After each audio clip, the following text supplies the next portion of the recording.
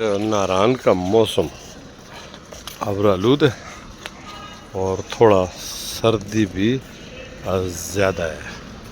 इस वक्त 7:30 बजे का वक्त है। नारान जाग चुका है, लेकिन आसमान पर बादल छाए हुए हैं जो किसी भी वक्त बरस जाएंगे। लोग यहाँ पर भी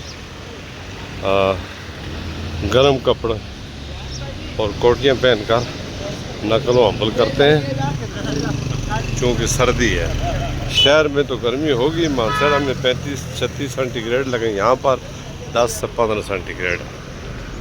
तो ये है नारान जी। मैं हूँ मिराजुल गुलजार और आप देख रहे हैं DMM न्यूज़। मरकज़ी जामा मस्जिद है ये नारान की।